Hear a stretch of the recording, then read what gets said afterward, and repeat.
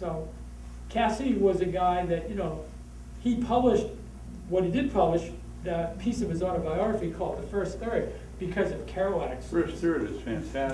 insistence.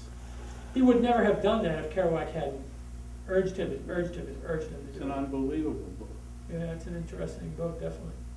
And some of his letters, the most famous letter, the Cherry Mary letter's lost. They don't, this piece of it that's left, but there was 20,000 words and they don't know whatever happened to it.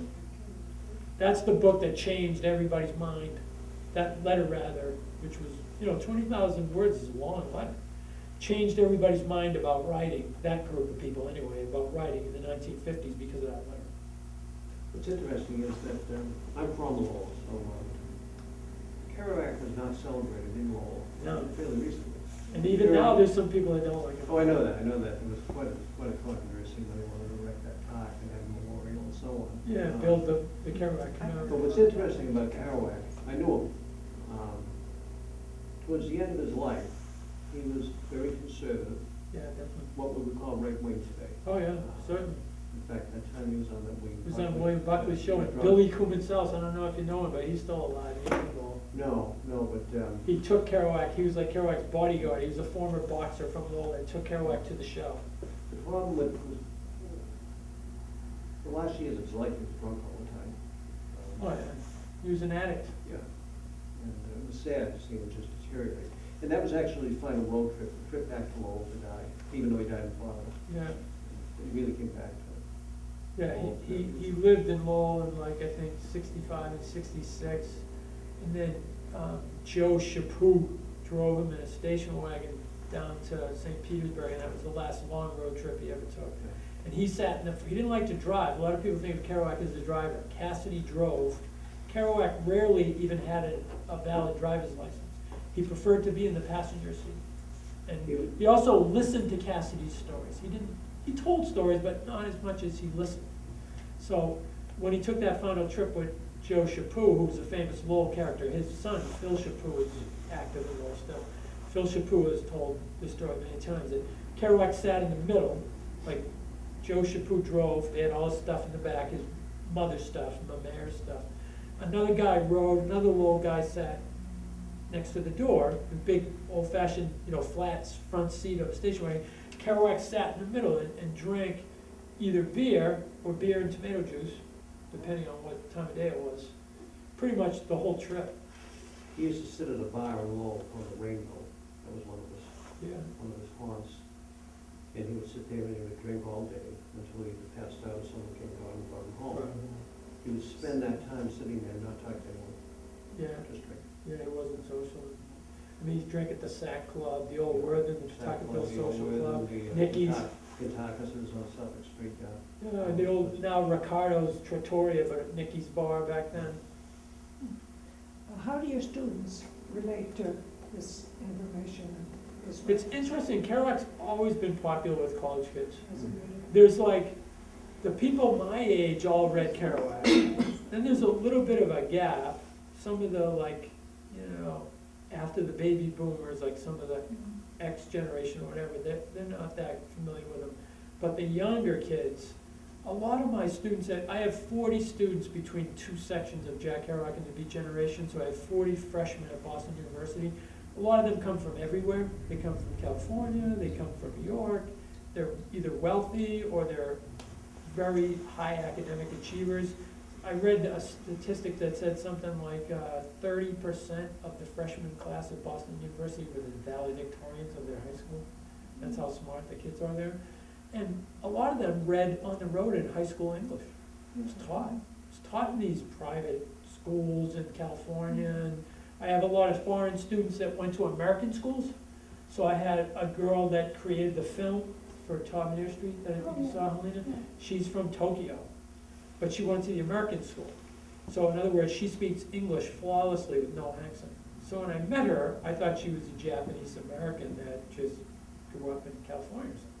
She grew up in Tokyo, so she's totally fluent in Japanese. She understands Japanese culture, but she speaks English flawlessly in most of the American schools. She went to a private Catholic American school. Most of them are military-based schools, so when she ran track and played volleyball, it was against American kids. that were living in Japan on military bases. And she read on the road in high school.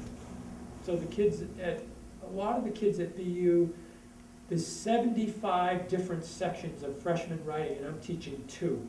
And mine filled up in 24 hours. As soon as they put the title of the course, Jack Kerouac and the Beat Generation, boom, I was full. I'd say 16 out of 20 in one class and maybe 12 out of 20 in the other class took it because I was teaching Kerouac. The other ones took it because it fits their schedule, like they're pre-med or whatever, and it happened to be a slot that they could take it. But he's popular. And like with YouTube and being able to go on the web and see a video of him, especially when he was like 34, 35, he was on like what was then The Tonight Show with Steve Allen. There's a famous clip of him there. And the young women go, oh, he was handsome. Because they're seeing him when he was young, when he hadn't ruined himself with alcohol. Bloated, he was totally bloated, jaundiced. Big, heavy guy, Yeah. yeah. And up until about age 36, he was movie star handsome. Oh, sure. Once on the road, became super popular. He lost that drive that was keeping him from his alcoholism because he wanted to prove that he was a major American writer. And I think once he was anointed, you're a major American writer, there's nothing else. He published 6 or 7 books right after on the road, but most of those had been written already. They were in his backpack, he carried them around. Nobody wanted those books. The Dharma Bums, the Big Sur, Subterraneans, Visions of Cody, Visions of Gerard about his brother, Dr. Sachs, those were all written in the 1950s, and he had the manuscripts and nobody would buy them. Once on the road became popular, people were like, wow, this Kerouac is writing a book every 6 months. Published 1957, look at his publishing history. 1957, 1959, 1960, 1960, 1961, 62, 63, they're all old manuscripts that they purchased. Once on the road was popular, they look in your closet. What else you got? So he really only wrote 1 more book in the next like 12 years, 10 years. Sad. That's the thing, like David Amram and Billy Kumancelis were both enrolled last weekend, both friends of Kerouac. And they were both asked, and not interviews that were recorded for media, but interviews like in a public place. One was at Cappy's Copper Kettle, and the other interview was at Dharma Buns, the new restaurant downtown on Market Street. They asked them each separately, you were good friends with him, you're still around, you're 80 years old, you're in great shape, could you have convinced your friend, Jack, is there anything you could have done? Could you, if you had money back then, could you put him in Betty Ford's alcohol rehab? Could you have saved him? And they were like, we loved him, he loved us, but he was on a death trip. Nobody could have saved him. He just didn't want to live. For whatever reason. There's nothing that they could have done. That's, that's awful to think that, but they both said it separately. Like Amram said, yeah, I was good friends with him and everything, and we would have a couple drinks and then I would stop, and he would go off on his own, and I would go home. Couldn't stop him. I mean, I've grown up with kids like that. One of my best friends growing up looked like Richard Gere, a very handsome kid, quarterback on the football team, went into the Navy, served in the Navy, boxed for the Navy, came out, couldn't decide, do I want to be a firefighter, do I want to be a writer? He had all these options. He was a very skilled woodworker, could have done fine furniture like by hand. He's homeless now. I see him walking around. He doesn't know what to do with himself. I talked to his ex-wife a short time ago, who's a childhood friend of mine, and she said, she didn't think he was going to be alive much longer, about 50. And he looks like hell. My mother used to say, he's like your most handsome friend. He was a good little kid. And you wouldn't recognize him because of alcohol. He has 3 kids that live down the street. They're little. They're like the oldest is 17. It's a disease. Sad. Maybe we should see if there's another couple of questions. Yeah, any final questions? You've been a very nice audience. Thank you for coming out.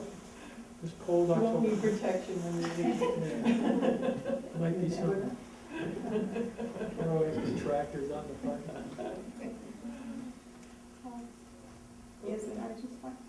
Is there any general theme in your short stories that are going to be published soon? It's hard to say, but when someone says, it's a good question, but somebody says, like, what's the story about? Flannery O'Connor was probably one of the greatest short story writers that America has ever produced. And she was asked at a lecture that she gave, like, well, this story, A Good Man is Hard to Find, what's it about? And she said, the only way you can tell what a story's about is to read it. If I could tell you what it was about in 2 sentences, probably not a very good story. I And it's just true. wondered if they But- were related to each other. Yeah, but I'll in get, any way. I just want to say that first, but I would go on from that to say that when I turned in the manuscript to the editor, it had a different name. It was called North Shore Stories, because a lot of the stories take place like up in the, not really the North Shore, but the Merrimack Valley. But Merrimack Valley stories didn't sound as good as North Shore stories. So he said, I think you should change the name of the manuscript. I said, really? What do you think it should be? He said, Tavernier Street, because there's 15 stories in this fictional street, this fictional neighborhood of Tavernier Street appears in about 10 or 11 of the 15 stories. So then he said, after we got the manuscript edited, we decided what stories were gonna be in, what were gonna be left out, what the order of the stories was. He said, why don't you write me a note, like an author's note explaining the story, the connection between the stories.